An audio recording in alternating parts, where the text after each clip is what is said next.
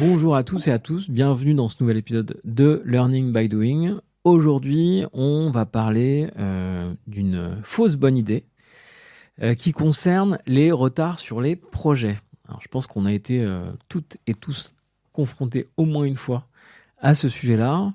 Et le fait que quand un projet est en retard, notre premier réflexe, ça va être de vouloir ajouter des ressources supplémentaires. Le fait est, c'est que c'est souvent une mauvaise idée.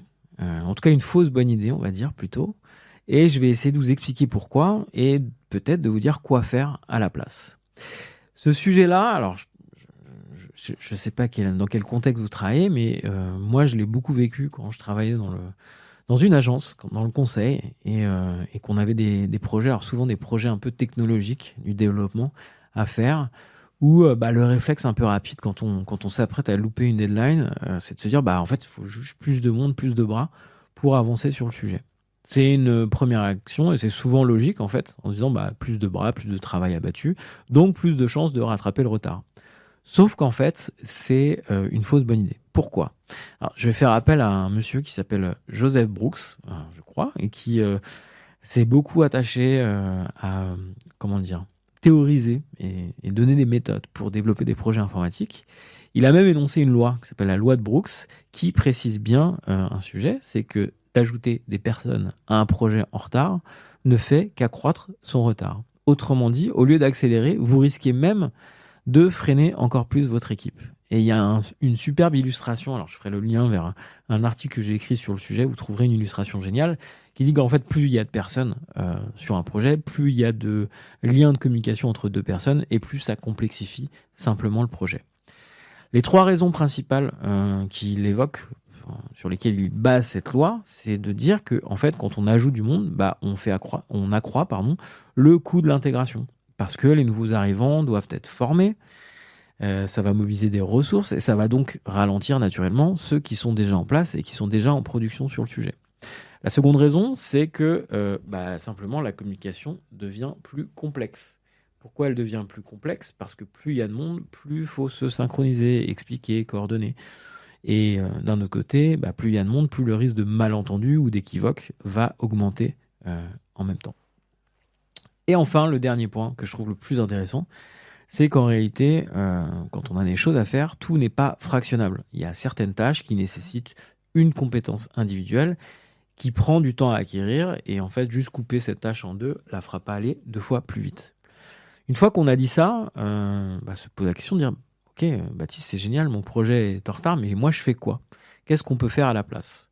Je vous propose, pour ouvrir ce sujet, 3 approches un peu concrètes que je vais essayer d'illustrer au maximum pour éviter cet effet contre-productif, ou en tout cas ce réflexe contre-productif de vouloir staffer tout de suite plus de monde. La première chose et la première approche, ça serait de commencer par identifier les vrais goulots d'étranglement avant de tout de suite staffer des gens en plus sur notre projet. Avant de se précipiter sur des recrutements ou des renforts, on va prendre un pas de recul en disant qu'est-ce qui ralentit vraiment le projet. Alors, quelques pistes pour répondre à cette question. Première piste, c'est d'analyser le flux du travail. Où se situent les points de blocage ? Est-ce un manque de compétences spécifiques ? Est-ce que c'est un problème de coordination ? Voilà, essayez d'aller un petit peu dans le détail là-dessus. Le deuxième point, c'est de mesurer aussi des temps d'attente. Par exemple, si une tâche met plus de temps à être validée qu'à être réalisée, c'est peut-être simplement un souci de validation plus qu'un manque de ressources pour produire, pour faire cette tâche. Enfin, il y a peut-être des questions de priorisation, il y a peut-être des questions de parallélisation à imaginer, de prioriser différemment. Parfois, c'est moins un projet de charge qu'un empilement des priorités qui parfois sont contradictoires, ou en tout cas qui vont se pénaliser l'une et l'autre, qui vont ralentir l'équipe.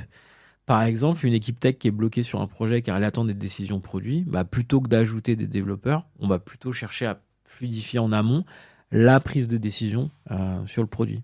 Exemple, il me faut une validation client sur cette nouvelle fonctionnalité avant de la développer. Et effectivement, c'est ça qui bloque derrière toute la chaîne de production. Donc première piste, identifier les vrais goulots d'étranglement. Seconde piste, essayer d'optimiser les process et la priorisation des tâches elles-mêmes. Parfois, c'est moins un manque de ressources qu'un problème d'organisation qui empêche l'équipe d'avancer correctement. Quelques solutions. Alors, la première solution, c'est essayer de limiter le multitasking. Moins on a de projets en parallèle, plus on a de focus et d'efficacité. Seconde solution, c'est de clarifier les rôles et responsabilités de chacun. Une mauvaise répartition, ça peut créer des goulots d'étranglement involontaires, en disant en fait je pensais que c'était toi qui validais, non mais moi je pensais que c'était complètement autonome sur cette tâche. Et si on n'est pas OK là-dessus, on peut prendre vite du retard, qui va engendrer encore plus de retard dans la suite du développement. Et enfin, le dernier point, c'est d'identifier aussi et d'utiliser la méthode des quick wins, des petites victoires. Essayer de réorganiser nos priorités pour débloquer rapidement les tâches les plus critiques. Par exemple, sur ce sujet-là, on peut imaginer une équipe RH submergée par le recrutement.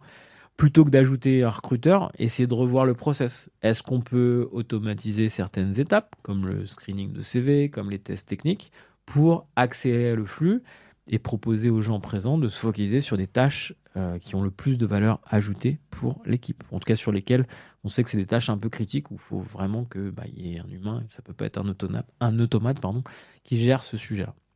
Voilà. Troisième piste, miser sur le binomage, donc faire des binômes entre des personnes expérimentées et des personnes un peu plus juniors pour accélérer l'intégration sans ralentir tout le monde. Si jamais l'ajout de ressources est inévitable parce qu'effectivement on a identifié que c'est à cet endroit-là et qu'il faut qu'on staffe plus de personnes, essayez de le faire le plus intelligemment possible. C'est l'un des moyens les plus efficaces d'y arriver, c'est de travailler en binôme. Il y a un peu ce côté compagnonnage qu'on retrouve dans les métiers de l'artisanat ou dans la médecine, par exemple. Les chirurgiens travaillent sur ce modèle de compagnonnage. L'idée, ça va être d'associer à chaque nouvel arrivant un binôme plus expérimenté pour une intégration plus rapide, plus fluide. Quelqu'un qui va lui montrer le geste, lui montrer où sont les ressources, lui expliquer la façon dont sont développées les choses, sans freiner l'ensemble de l'équipe. Voilà, quelques clés pour avancer sur ce sujet-là. Démarrer par des tâches à impact rapide, donner aux novices des missions claires et progressives. Donc on va parler de délégation assez fermée. On va être vraiment sur des tâches très, si ce n'est rapide, mais très, très identifiées. Organiser des rituels et des feedbacks courts, donc 15 minutes en fin de journée pour échanger sur les points bloquants et les apprentissages. Et encourager ce qu'on appelle le shadowing actif. Alors c'est quoi le shadowing actif ? Qu'est-ce que c'est que ce vilain mot ? C'est d'observer d'abord, d'exécuter ensuite avec supervision, puis de prendre le relais en autonomie. Donc le plus junior va déjà observer la manière dont le plus senior travaille. Ensuite, mettre les mains dans le cambouis et passer à l'action sous la supervision du plus expérimenté. Et enfin, va progressivement devenir complètement autonome sur ces sujets.